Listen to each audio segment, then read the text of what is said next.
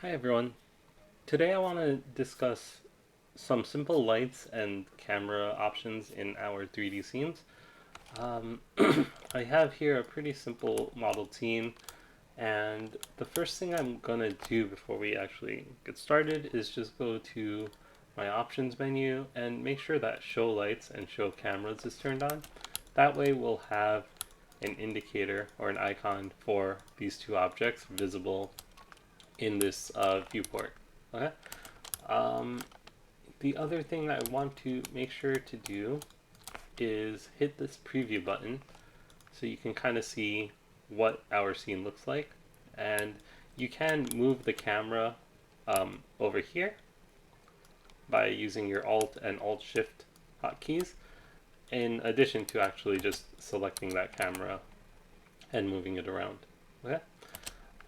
You'll probably see me working over here because that's just a little bit easier and quicker for me.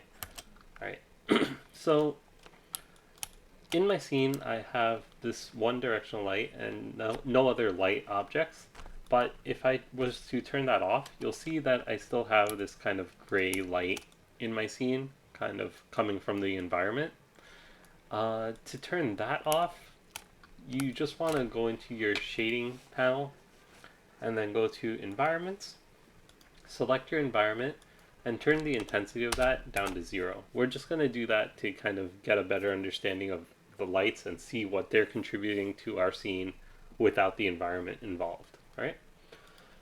So let's select our directional light here. And if we press Shift and A, you can see it kind of hit it there. So let me just pull this back up. And actually, I might have just turned the lights turned off. There we go. So yeah, when the light is turned off here, the icon's going to be hidden.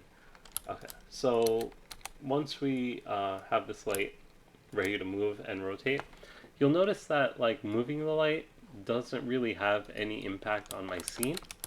If I was to put the light back on this side and move it forward, and then I was to rotate it, however, you'll see that my entire scene is going to black, and that's essentially because this wall is casting a shadow. And you'll notice, like, even if I move this light up here to the front, that wall is still casting a shadow.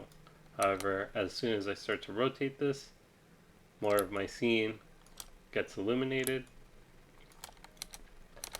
And so we can essentially think of our directional light as a light that doesn't really matter where it is. It just matters which direction it's facing, and it will kind of give the entire scene the same amount of illumination, no matter the distance from the objects. Okay. The other thing, or the other way to think about this is directional light, only direction matters. So you only have to be concerned with the rotation. The scale for this won't do anything either, you'll notice. The scale can be modified depending on if it's like hard to see in the scale of your scene or anything, but it's not going to have any impact for us. Okay. So let's look at some of the properties of this directional light. We're going to just rotate this so we have some nice shadows coming from our object. Go like that. Okay, so zoom in here a bit. If we go to the properties for this object, we have a couple of things that we're actually concerned with. First is going to actually be this radiant extent, and that's going to be how much light is coming out of this light. How bright is it? How dim is it? So if we go down to 0, that light's essentially off. And as we increase this value, the light's going to get brighter and brighter in our scene.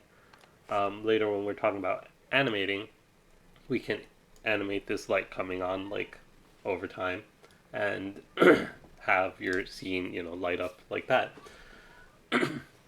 After that value, we have our light color. So right now my scene has that default gray shader, so I'm going to just change some or assign some shaders here. Floor, I'm going to make the floor completely white. And I'm going to make this cube.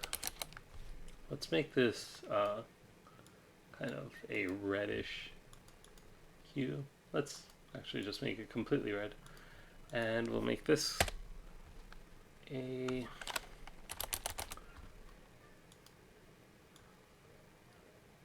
let's go with like a aquamarine kind of color right there. Alright, so right now we have a white light lighting up these objects, and MODO is always going to try by default to replicate real world lighting. So if we were to change the color of this light, let's go to like a purple. Actually, we'll go to kind of a yellow, right? So the yellow is making this kind of aquamarine bluish ring look more green. The white of the floor is just going to take that yellow color, and the red is being affected by it, but not so much, only because of how the red surface would be reacting under white light or yellow lights. And actually, that is still on my regular item shader, so let me just select that light again, and there we go, light color. Remember, if you want to go back to a white light, you can easily just go down to black here and then back up. And we can play around with that in a bit. Now, the shadow type we want to leave on ray trace. It's going to give us kind of the most accurate and quick shadows.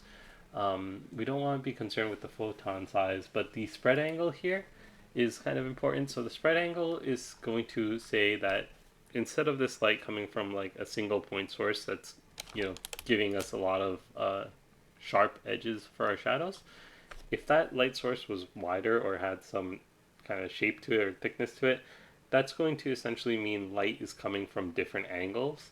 And so that is what your spread angle represents.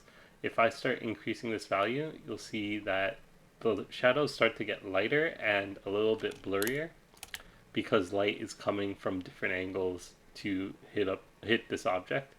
And so if we go back to our light and increase this spread angle quite a bit, you'll see I have a very soft shadow here, right? And even if I increase my intensity, I'll still have a very soft shadow, even though it looks a little bit darker because everything else is lighter. Okay, so that's kind of how you can think about it. The spread angle is there to help you control how sharp the edges of your shadows look. Okay. Now let's look at a couple of different types of lights that we have in MODO. So if I turn this off, we should go back to black. And to add a light, I'm just going to click on Add Item here and go down to my light section. And we have a bunch here that you can play around with. The ones we're concerned with are the directional light, which we already went over, and the point light and the spotlight. So I'm just going to double click these to add them. I'm going to add both of them for now, right there. And now let's take a look at the point light. Okay, so first thing I'm going to do is just turn off the spotlight because we want to focus on the point light. And I'm going to just press Shift and A, and you'll notice it's kind of hidden underneath everything at the origin of my scene. So I'm going to move that out, and right away you can see it's going to illuminate my scene. Now, the point light is essentially going to imitate a light bulb in that the position of the light is going to be very important, but the rotation here and the scale here are not going to do anything. Okay, so the point light is kind of like the inverse of the directional light in that only the position matters, the rotation doesn't, whereas the directional light, the rotation matters and the position doesn't. So if we grab this light, the other thing you'll notice is that we have kind of a fade going on in our scene where the parts that are closer to the light have more illumination than the parts further away from our light. If we compare that back to our directional scene, it's like everything, unless it's getting a shadow, everything has the same amount of illumination. And that's because the point light has what's called a fall off right there. And that is going to essentially say calculate light like a real world object, where over a distance it's going to be weaker and weaker. And we can actually turn that right off. So we have a couple of options for how it calculates. We have inverse distance squared, which is the way that real world lighting works in most cases. We have inverse distance, which is going to kind of give you a more linear, even fall off for your light. And you can kind of see all it looks like in our scene is that it is a little bit, it's a less steep fall off than the inverse distance squared. So if we switch that back, you can see that fades pretty quickly. And then we can go to none, which is essentially going to be like the directional light in that it's going to give you the same amount of light. However, it's going to give it to you in every direction. So if we were to like put this in the middle of that ring, it's going to cast a shadow over there as well as on the floor because the light's going in every direction from that point. Okay?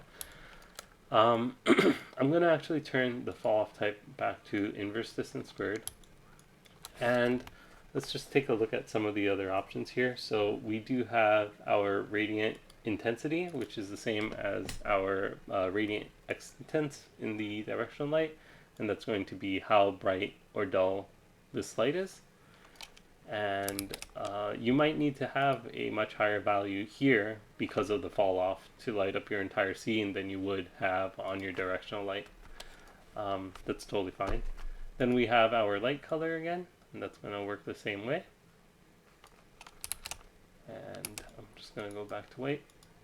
Then we have our shadow type, which is also the same thing there. And then here we have, instead of spread angle, we have a radius, which is essentially saying how kind of large is this point that light is coming out of.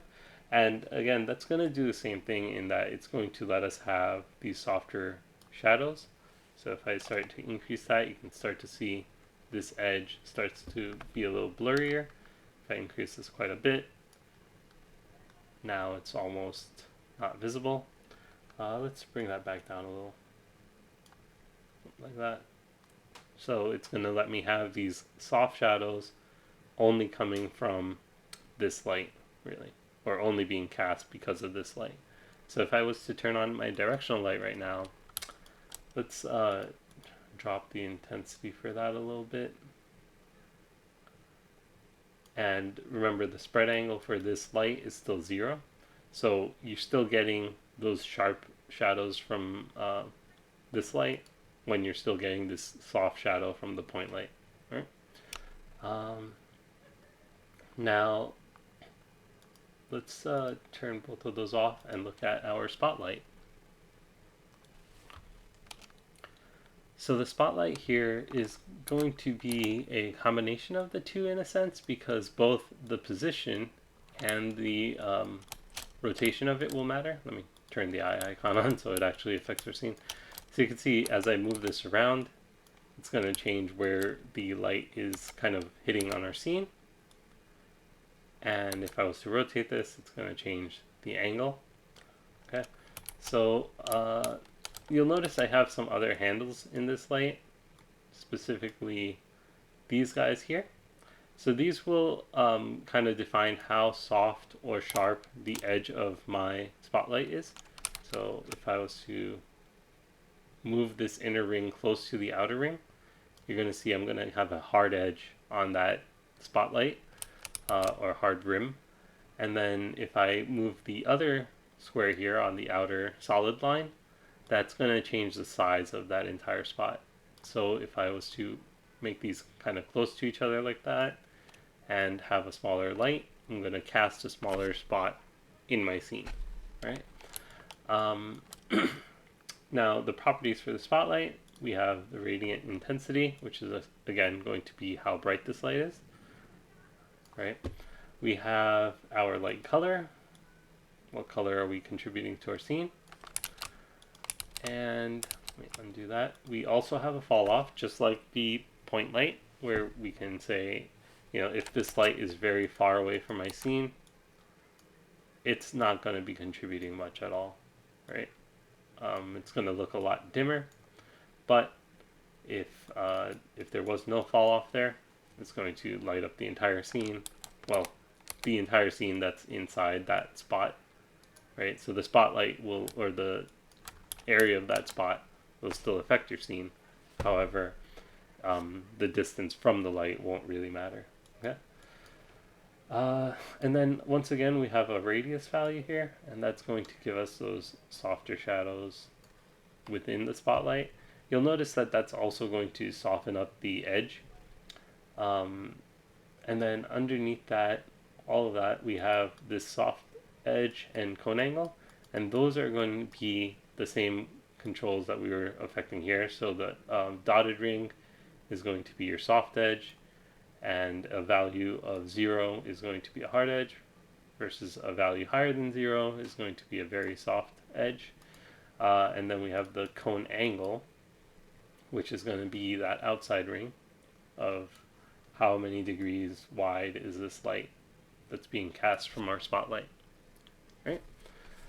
So in addition to just the light properties, we do have some other properties that we can play with in the material of the light. So if we go to shading, and we open up our light section here, you'll see we have all our 3 lights, and each of these have their own light materials attached to them. Now, the light material, it's where the color is controlled, but what's kind of interesting, if you're just playing around or if you want to do something kind of artistic with it, you can change your shadow color for these lights. So even though I have a white light, I can have like a green shadow coming out of it. So actually that's from my spotlight, so let me undo that. I'm going to go to my directional light, open that up, select its material, and change my shadow color to green. And I can see this object, for no reason, is casting a green shadow. So you can kind of get some cool effects with that. So one last property I wanted to go over with these lights is the option for volumetric. So if I select the light again and look at this last section of volumetrics, if I was to turn this on, it's going to essentially imitate that feel of the light taking up volume, or like there's a kind of a dusty atmosphere, and so the light is filling up my scene and reflecting off particles and stuff.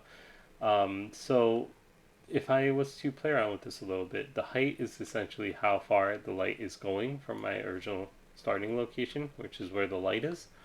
The base is going to kind of be like how far off of that starting point do we want the volumetric to start. So if I increase this enough, you'll see it's only going to light from this part, which you can kind of use. Let's say like you have a lamp and this was the edge of the lamp. You don't need to calculate light before it, so you can kind of start there. Now the cool thing about volumetrics here is like you see these volumetric shadows, which obviously there's no surface there for or no geometry there for the shadow to fall on, but because you're lighting up our entire scene like this, it's going to kind of cast those within the volume that's created here. You'll notice that volumetric lights do take a while longer to render, so just keep that in mind.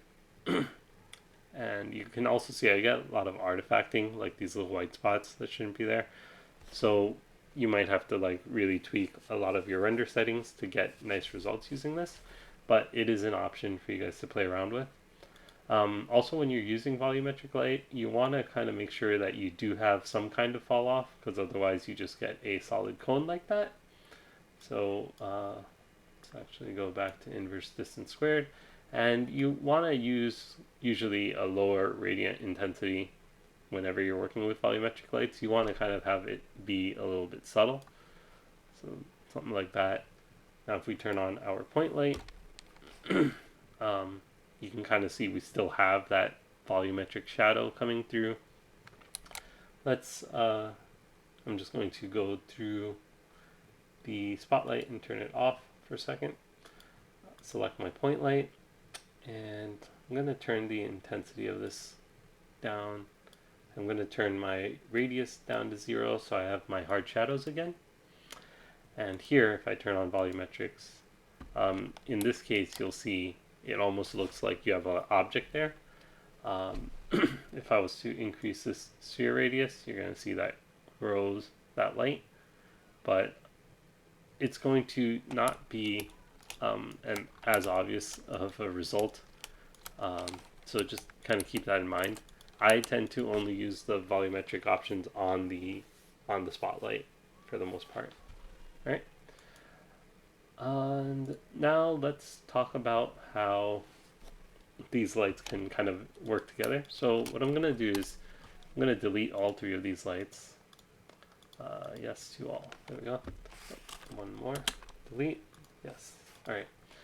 Complete darkness in my scene. I'm going to add a spotlight right there. And you can see I added that from my recent menu. And I'm just going to, let's move this up and rotate this so it's kind of facing down at an angle. We'll move this up a little further. And I'm going to duplicate this. I'm going to duplicate it once and rotate it so it's kind of that way. And then I'm going to duplicate it one more time and rotate it so it's kind of that way. I'm going to change the angles for this quite a bit. So let's move this one down and the first one as well, so that they're kind of overlapping here in our scene. And I'm going to just select all three of these and put them under a locator. So I'm going to add item, locator, and I'm just going to make the locator the parent of these three so that I can move them all together. Now, one thing we haven't really talked about is the idea of modifying things in a batch. So if I was to grab all three of these lights and go to the spotlight properties, I can change the gradient intensity for all of them together, right? I don't have to select one, do it, select the other and do it. But if I was to have a different value on one of them like that, and then I select all three, it's going to say mixed, and as soon as I change this, all three will be the same value again. So just keep that in mind. I'm going to turn my soft edge down to 0 to have a nice hard edge on that. And I'm going to reduce my cone angle a little bit, not too much. I do want to adjust kind of where this first light is going, so let's rotate that a little bit like that to have a little bit more even overlap. Alright, so what we're going to do is we're going to change these light colors to red, green, and blue so you can see what happens in our scene. So the first one I'm just going to make red. The second one I'm going to make green, and the last one I'm going to make blue.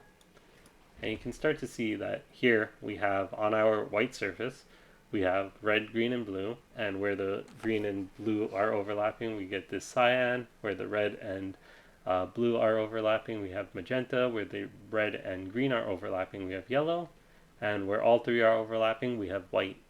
And that is, if you've ever seen like stage lighting, that's essentially how real world lighting works. So you know, you can definitely use that to set up your scene and imitate things like that. Now, actually what I'm going to do is just update this a little bit. So I'm going to move this back, this locator. Just going to make sure that it's at 0, 0, 0. And these lights, I'm going to do the same thing. Not going to change the rotation, but I'm going to just move them back to 0, 0, 0. And then reparent it. So now that locator is kind of at the top of those lights. And I can move them like that. And then when we're, lighting up our scene, if we make a little light rig like this, we can do things like rotate this locator and have it kind of illuminate the scene over time. We can have lights combine and like mix their colors and things like that. And again, we can also turn on the shadows for these. So let's go back to that locator, rotate this a little so it's facing the floor. If we go back to shading, lights, we have the three spotlights here. If we open those up, we have the light materials, and actually, this light color is going to match the one on the object. But if we change this shadow, so let's say we make the shadows from the blue light yellow, we'll go to a pure yellow like that. We'll go to the green light and we'll make it a magenta shadow. So red plus blue, right? Red and blue. And then for this last light, we're gonna make it a cyan shadow, so green and blue. Green, blue, right? And now you can get even stranger results. You can see kind of where the shadow is in the yellow here. We're just getting this kind of white. And it can be really fun to play around with just to see what weird effects you get with different colored lights and different colored shadows. And let's try one more thing before we move on to the camera. We're going to actually turn on the volumetrics. Now, if you see this volumetric section and it looks different, that's because this is the volumetric section on the light material, not the light object. So I'm just going to hit 5 and select this. And now I see like the spotlight, right? I'm going to select all 3, turn volumetrics on. And you can kind of see the volumetrics even in the shadows, and scene itself are getting some pretty interesting results. And we haven't even, looked at like transparent objects and how those would interact. So it's definitely something that's really fun to play around with, and you can see quick results. So I encourage you to mess around with it as much as you can. Alright, so the next thing I want to do is look at the camera in MODO. I'm going to select it right here. Now, just one thing to note is that if there's a blue circle next to your camera, that is your current render camera, meaning what will be rendered out if you were to, say, go to render and render animation. If I was to add another camera, you'll see that doesn't have that blue sphere. If we go to our shading panel here and select render and we switch our camera over, we should see that icon moves over. Okay, so that icon just indicates which camera is your default render camera. Alright, so we're going to select this camera, and the first thing we want to be aware of is the focal length and angle of view. And that's essentially saying how much of your scene is this camera going to capture. This is the equivalent of changing the type of lens on your physical cameras. And so they're basically different ways of looking at the same value. So if we were to increase the angle of view, you'd see the focal length also decreases. And if we decrease the angle of view, the focal length increases. And you can kind of see what's happening here. The camera's not moving. It looks like it's kind of zooming in, but it is essentially zooming in. It's only looking at part of my scene. And if I have a larger angle of view, I'm going to get kind of like a fisheye lens effect. Now, if I was to move my camera around, you can see the behavior is a little bit odd, right? Because of how it's capturing light and color information from all the way around it, right? In some cases, let's give this a shot and see if it works. So I have my camera kind of behind this object, right? And if I increase my angle of view enough, we might actually start seeing that object, right? So it can also give you some really interesting effects, but it's just essentially how much of your scene is the camera going to capture, right? And underneath that, we have a lens distortion option here. So if we just actually go back to a 50mm camera here, or 50mm focal length rather, we'll have our default back in our scene, and I'm just going to move this guy back and up, 50mm. There we go. So again, it's sometimes easier to just work over here in this view to adjust your camera. You can also go to perspective, um, the camera menu here, and select the camera here, and that will be linked to your render, right? So let's go back to perspective there. We're going to look at the lens distortion here. Now the lens distortion is essentially going to kind of give your lens a barrel shape. So if we start to increase this, you should start to see a little bit of a change in how the room kind of looks. So let's actually move the camera kind of there. So we still have this straight line over here. If we start increasing this, you see everything starts to kind of warp and become more spherical.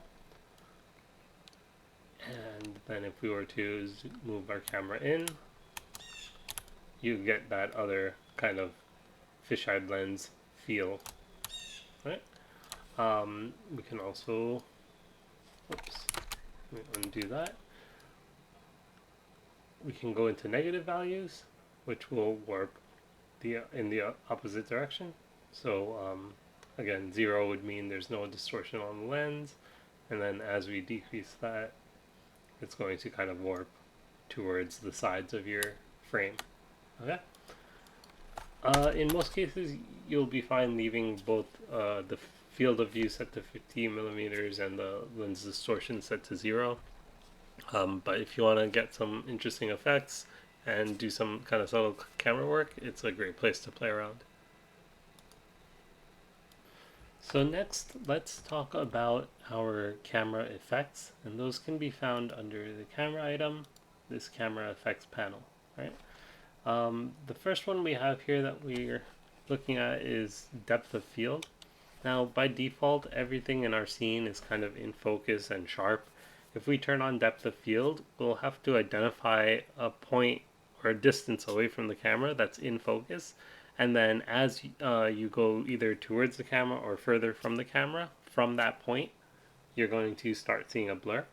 So I'm going to actually turn that on first. And what I'm going to do here is just select the camera and go to any of my move, scale, or rotate tools. And I should have this cyan box here. And that's going to change my focal distance value. So if I kind of align this with the middle of my sphere over there, then that should always be in focus unless I move the camera away from my scene. So if I was to move the camera away, that point is going to move with the camera. Okay. So, we have that set up, but by default, everything else is still in focus. So we want to change the default f-stop value to something higher or lower. The f-stop value, and most of these values, they kind of imitate real-world cameras. So essentially, what you need to know is if you have a much smaller f-stop, everything's going to kind of be blurry except for some very small portion on either side of that distance. And as we start to increase this, any depth that's like a little bit higher or a little bit lower than that point will start to come into focus. And if we keep increasing this, you should start to see like now the pedestal and the kind of torus and sphere are coming into focus, but these other 3D or other spheres in 3D space are kind of still blurry. If I keep increasing that, you see a lot of these start coming back into play. Now you'll notice that all of these have kind of a round shape no matter how blurry they are, and that's because my iris blades here are set to 0. MODO does let you kind of shape these blurred out objects by changing the number of iris blades. I probably won't get a great result in this scene, but if we hit F1 and we click on iris blades, we should bring up the documentation for that. And if we look at this here, oops, in a second, if it loads, there we go. If we scroll quite far down, we should see a section for motion or for depth of field. Let me see. Right, and you can kind of see what it's doing in an example, but more usefully, the iris blades set at 0 gives you kind of these round results versus a iris blade set at a higher value starting at 3 will give you kind of a shape within those highlights and blurs, right? We also have edge weights, which is going to kind of contribute to how sharp the edge of the blurred out objects are. It's something you can play around with. In a lot of cases, especially a lot of simple cases, you might not see results right away. Okay. Now, we haven't actually gone over animation yet, but we need animation to look at the next topic. So I'm going to first turn off depth of field, make sure everything's back in focus. This scene actually has these spheres moving from one side of my screen to the other. So if I was to bring up my timeline and just kind of click and drag on the timeline, you see those are just moving across fairly slowly, but they are still moving. And if we wanted to kind of have those get blurry as they move, we would do that by turning on the motion blur camera effect right here. So if I turn that on, out of the box you won't see much of a difference, right? But if I start to increase this blur length, actually, when I start to increase that blur length, you still won't see a difference. And that's because by default, in this preview window, motion blur is turned off. So if you want to turn that back on, you hit the little gear icon and just turn on motion blur right there. And that will calculate the blur inside of this window. Now, you're actually seeing a little bit right there. So if I see this as the current with it on, it's there, and if I turn that off, it's kind of gone. I'm going to change the shader on these spheres just to get a little bit better results. So I'm going to go down to the material. I'm going to turn the specular down to 0 for now, down to 0, and we'll boost the roughness to like 40%. Okay, so now we have these kind of matte spheres, and you can see there's no motion blur. We'll go back to our camera effects, turn on motion blur. Oops. There. And now if we start increasing this blur length, we should start seeing, might have to do quite a bit of an increase because they're not moving too fast. But now we start to see that these objects look like they're in motion, right? That might be a little bit high. You can play around with it.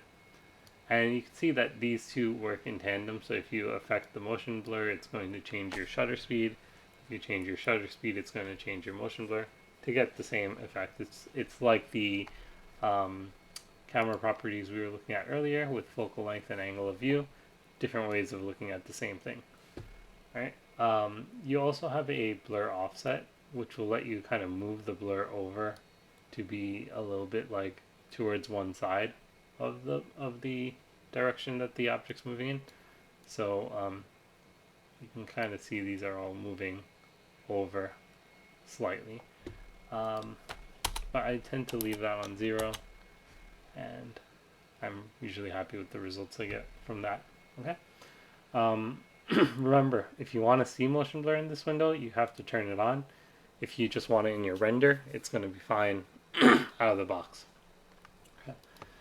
We're going to skip stereoscopic. That's essentially splitting your camera into 2 cameras so that you can render things for 3D display, because you have to render an image for each eye. We're not concerned with that right now. Clipping plane here is kind of interesting. So the clipping plane is going to tell the camera anything that is closer to the camera than whatever this clipping distance is, don't render it in my scene. So for example, if I was to turn that on, right now that clipping plane is right there, and it's not going to affect anything because I don't have anything on this side of the scene. But if I start to increase this, you start to see that kind of square goes back, and as soon as it starts interacting with part of my geometry, you can see now anything that's in front of that is not being rendered. I'm going to actually just make sure this is turned off. There we go. So you can see it kind of renders the inside of these spheres as if they're solid objects. And if we start to decrease that, I start to get some of the pedestal back, some of that torus, some of that sphere. And it's definitely like a cool way to animate things kind of growing into solid objects or seeing like the cross section of an object. So it could be fun to play around with depending on the project. Yeah. So those are our camera effects. As always, if you have any questions, just let me know in Discord.